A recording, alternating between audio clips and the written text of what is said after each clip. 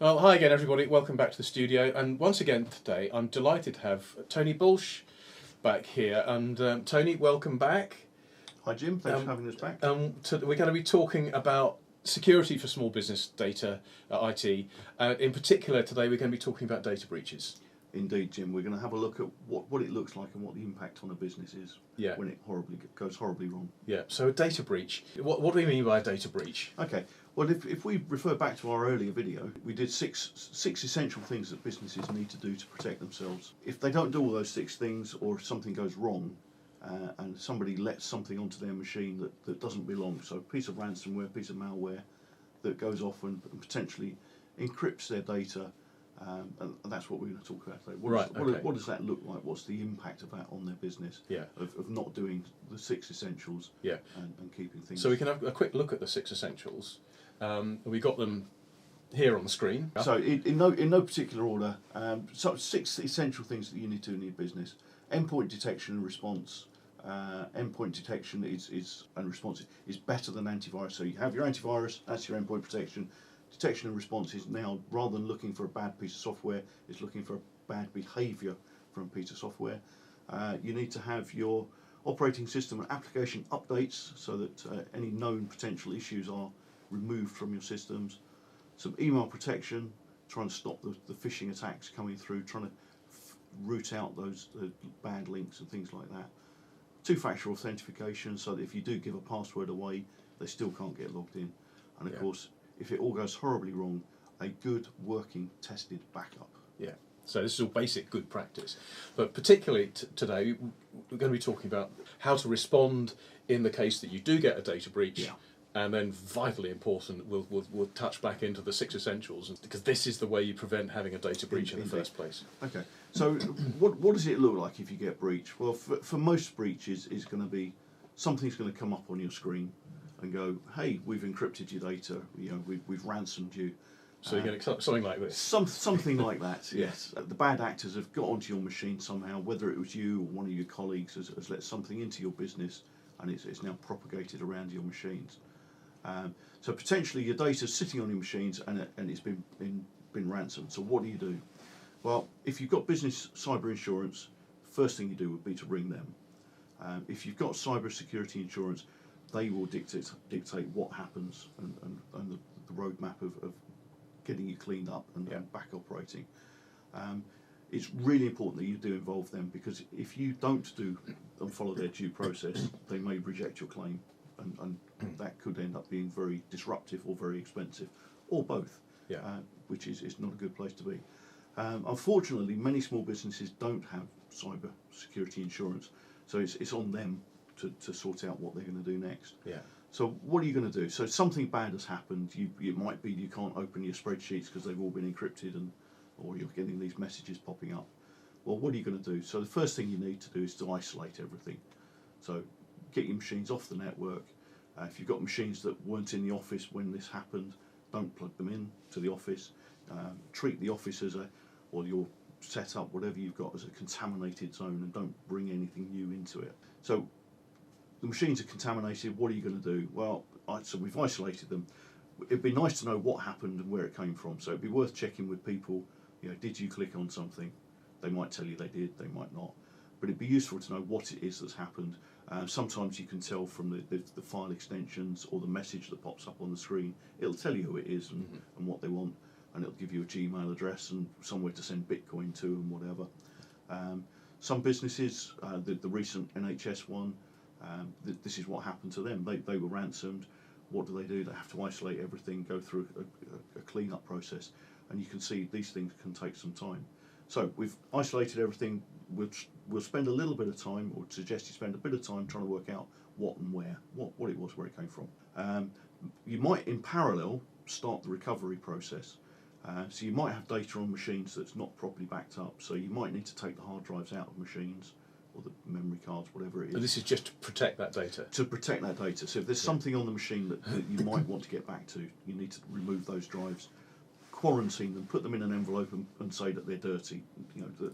These are not to be used without some sort of protection wrapped around them.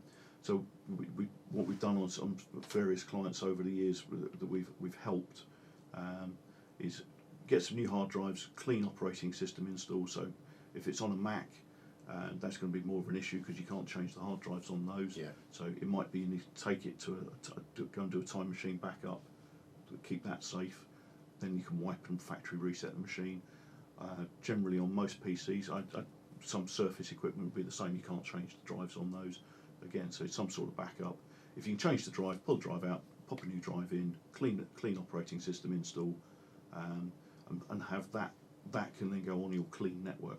So you can start to restore access to services. So would it be true to say that if you have one machine on your network which suddenly comes up saying your files have been ransomed, that infection could spread across the network? It could, Jim. That's why we say about unplugging everything, trying to work out what it is and where it came from. The last thing you want is to have a contaminated machine on the network that then can spread off and contaminate other machines. And that includes a machine that's connected in on the VPN? Yes, yeah, VPN connected, so remote devices need to be isolated as well until you can make sure that, A, they've not been infected, and B, that they've got adequate protection and things in place. Yeah.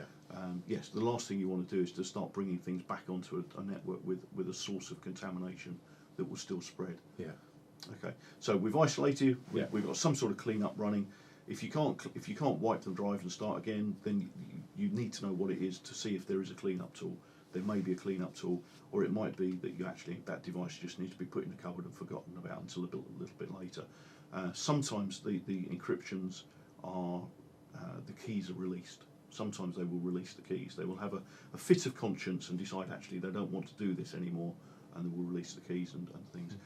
Unfortunately, as the ransomware gets cleverer, the keys tend to be unique per attack. So this idea of releasing a key that will corrupt your data is not something that happens very often. So isolation, clean up, rebuilding, putting stuff on. Then it's a case of we really need to circle back to that whole 6 essentials, that making sure that the machines that come back on the network have got good protection on them. Yeah. And it might be that certainly some places that we've helped that have been breached, we'll actually go full belt and braces and put extra. So we'll have 3 layers of protection on the machines, such that if anything else is running, we're going to find it and stop it spreading. So a couple of questions come into my mind. One is the vectors. Yeah. How do these infections get into the network in the first? Do they come in through email? Do they come in through websites? Do they come in through across people just somehow connecting into your network? What are the ways in? Okay, all of the above. So very common these days is some sort of link in an email. Right. There might be a phishing attack where they're trying to get access to your email account to try and do an invoice fraud, but it might be they're just trying to get onto your machine with some credentials. If you go to a website that's serving a corrupted advert of some description, which has been known to be a way of getting onto machines, that software can get on the machine and will start looking for known vulnerabilities, which is why we have to patch operating systems and applications. So you don't necessarily have to download anything, it can come through that way. Or it could be that you've picked up a USB stick that somebody's left laying around that's got some contamination, some malware on it. Somebody plugs it in and off it goes. And these things then will propagate across the network, which is why we use the endpoint detection and response. We're looking for stuff that's going sideways through the network, scanning. So you said something there which I think is important. So someone can bring in a USB stick, plug it into one of your machines on your network, and suddenly your network is at risk. Yeah. So the red hat and the blue hat hackers, the blue hat tend to be the good guys, and the red hat or the black hat are the bad guys. One of the things they will do, or penetration testing, if you have an expensive penetration test, will involve social engineering. So somebody will rock up to your office with a high vis and a clipboard and say they're here to survey something and see if reception will let them in. Yeah. Or they'll rock up and say they're a new starter and come to see the IT manager and see if they can get into the building. If they can get into the building and access to a machine, there are stories of them going to receptions, counters, getting the receptionist to go and get them a coffee or something, and then leaning over and plugging in a USB and seeing if it will run. That's quite scary. Very scary. And there's technically, I can't imagine there's much that you can do about that apart from gluing up the USB port. Banks historically used to do that. They used to glue them up, stop using them, disconnect the cables in the back. So there are things you can do. You can turn off autoplay. Windows and Mac will both play a device when you plug it in, which will run whatever's on it. Turn that off, so it now can't run automatically. You've now got to go and do it. Zero trust controls. We do it for some of our customers. We will allow USB devices, but only ones that have been encrypted and registered. Okay. So if you can have a set of ones that are usable if you need them, but anything else that comes in will just get blocked. Okay. So you can block unauthorized USB sticks. Exactly that. So right. yeah. So there are mechanisms to protect your systems and your data. Yeah.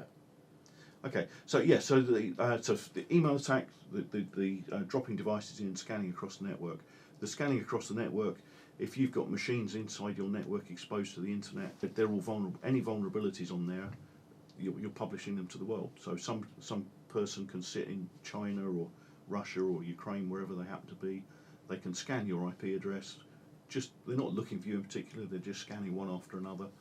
They find your machine. They find that vulnerability, and they use that vulnerability to install software and push things in. So this is not about necessarily about a specific malicious attack against your business. No. This is just statistics. This is spray and pray. They will just literally buy a script off a website and set it running, and it will just sit there churning away. The cleverer guys, or the guys with more money behind them, they might be running multiple servers in multiple data centers. It might be they'll have servers and VPN, so it looks like they're in America when they're not, and that kind of thing. So we do things like at firewalls. We can restrict connections coming in from countries you don't want to deal with. But if they're using a VPN, that's not going to work. They can get around that. And so for anyone who's watching this who's not necessarily technical, you've mentioned the word firewall a few times.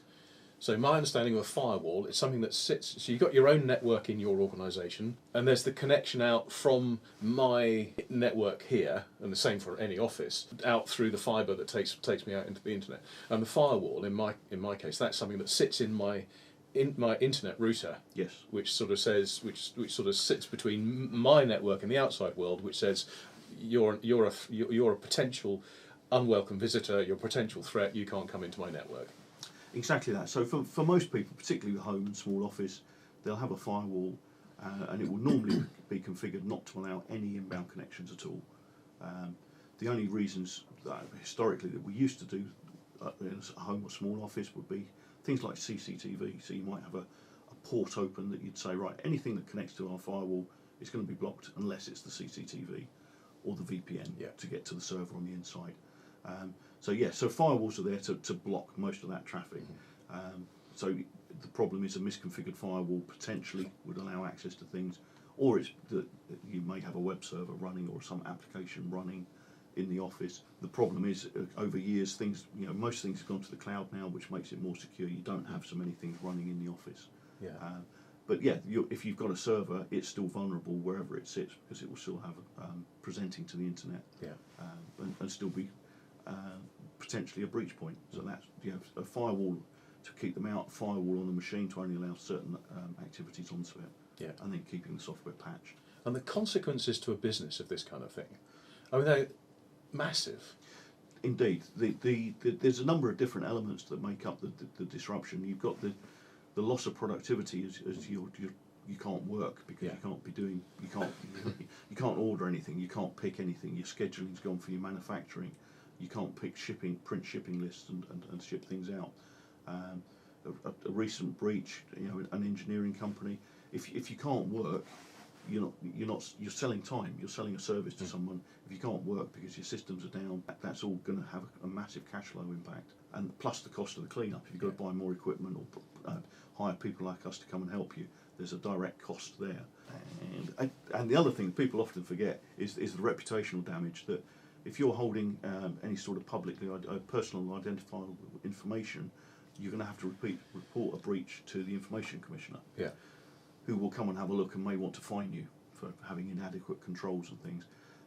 So that's a direct cost, but the real impact would be if you were something, I don't know, a finance broker, an insurance broker, if you had to write to every one of your customers and say we've had a data breach, that's going to have some major impacts come renewal time or the next time they're looking for a service. They're thinking, do I want to go with somebody who's not looking after my data? Yeah, there's an interesting point there that if you have a data breach, you need to write to each of your customers. But potentially, if you have a data breach like this, you might not have access to your customer lists anymore. Quite possibly. There was a horrible story 18 months ago. Small business, 6 employees got ransomed. Well, they didn't write to their customers because the business closed. and 6 people lost their jobs. Yeah. And that's what can happen in the real world in the event of a major breach without adequate tested backups, and yeah, with no means to recover. You could end up losing your entire business history. That business, they lost the business, not the history. They lost the business. Yeah, that's quite shocking. It doesn't happen very often, but it does happen, and that's what Yeah. we're trying to protect people from. This is very well worth taking seriously, folks. Yeah, well, it's gone. It's gone. It's gone. It's gone. It's terrifying. And the ICO have got quite swinging powers to Yes, fine as well. Yes, the ICO fine could be quite substantial. I can't remember what the exact number is, but it's like a percentage of global turnover. I mean, okay, global turnover for a small business might not be much, but again, if they fine you and you can't pay the fine, Yeah. what are they going to do? Well, they're going Close the business. Close the business. Yeah. So you may be able to resurrect it in another form, but yeah, there's reputational damage and consequential damages are enormous, and of course none of that's insurable. Yeah. And we spoke about insurance. So, and I hear, you know, you've spoken before about people who say, I'm okay, I've got insurance, but actually it's not that simple, is it? It's really not, Jim. We often come across people and say, oh, we don't need to do this stuff, we've got insurance. It's like, well, you've got a piece of paper. That piece of paper, when you come to, something happens and you need to claim on, the insurance company is not going to just write you a cheque or send you a bank transfer in the modern parlance. They're going to ask some questions, and those questions are going to refer back to what was in your original proposal document, and many people we know haven't read that, and that will stipulate things that are mandated that you've got to do. Yeah. They're going to verify some of that before they take your claim on. So you've got a breach, you've got insurance, you ring them up, you start a claim running, they ask some questions. Okay, you've got through the first pass of triage. It may be right. Okay, we're going to allocate you an engineer. They're going to send somebody out. They're going to want to see evidence of what you've said, and say, well, you know, where is your antivirus? Where's this? Where's that? If you fall foul of any of those checks, they're going to reject your claim. So at that point, you're sat there with breach systems and no insurance. And an engineer on site who is working at a rate that your insurance company has agreed, Quite possibly. for whom you are liable. Yes, because if you haven't read the small print properly, Yeah. then yes, that you might be on the hook. I would like to think at that point you would then say, okay, we've got a problem here. Yeah. Here's potentially a £10,000 or £20,000 recovery bill. How are we going to pay that? Yeah. And a lot of small businesses would struggle to pay that sort of money. So yeah, cyber insurance is really important. We think everyone should have it, but they need to understand what they bought. An inexpensive policy that doesn't seem too complicated is probably not going to cover them. Yeah. Because there'll be too many exceptions in there that Yeah. get them off the hook. You need to talk to a broker who will take the time to understand your business, ask you the questions of what you've done, and make sure you understand that those answers that you've now given form the basis of the policy, and that you know telling an untruth is not going to be in your favour should you ever try and claim on it. And it won't work anyway, because the engineer who comes in to try and solve the problem is going to validate the answers that you gave anyway. Exactly that. So you know there are no shortcuts. You need to do the essential stuff. You need to build and understand, and you need to be doing backups, because ultimately, if you've got a backup, you can always recover. Yeah. So it's all quite scary stuff. It is scary, and you know, as we say, people have lost their businesses through this. Yeah. And we really don't want to be having any one of our customers or anybody else ringing us up saying we've been breached, can you help? Because it's a painful process for everyone. Yeah. And the answer lies in doing these things. Yes, this is 6 essentials. You know, this is not saying you're going to be super secure. These are just the absolute minimums that you need to put in place as a foundation level. This is the stuff that Cyber Essentials would require. Yeah. And would give you a platform that gives you a fighting chance to protect yourself and to recover should the worst happen. Yeah. So it does seem to me that even if you've got the cyber insurance in place, you've got your own, you know, you think you've done everything. It seems to me that it makes sense to make sure you have your own IT support company on board who know your systems, who know what you know them. Yeah, because then you've got your people who you can trust, who you can talk to about, you know. I mean, ultimately we're selling services around security, and that's how we make our living. But you know, we want to service and look after our customers and have them there for years to come. Yeah. You know, we're not interested in quick wins, and we certainly don't want to be out fighting ransomware attacks, because Sure. it's not a very scalable business, and it's very stressful. But prevention is better than cure, which is kind of where we are. Indeed, yeah, So- absolutely. Prevention, and those 6 things: do some protection, build a relationship with an IT company, and hold them to account. That make sure that they are doing what they say they're doing, Yeah. and that your insurance company require them to do, Yeah. and get some evidence just for your peace of mind. This one we talked about of the small business that closed. They had an IT company, but it turns out they weren't doing what they said they were, which is horrible, because I dread to think that those people exist in our industry. But it was one of those. Yeah, we're doing backups. It's like, well, what are you backing up, and where is it, and more importantly, how do you get it back again? So you're delegating this to somebody on behalf of your business, but it's still your business, and you need to have some reassurance that there's a way that you can get your data back. And it might be you delegate one of your team and say, every 6 months, to book an hour with IT and show me that we can recover some files from yesterday. Yeah, and this is quite a classic thing that I come across with people when they're outsourcing almost anything. It sounds like a great thing to do, to outsource stuff. I don't understand it, I'm going to outsource it.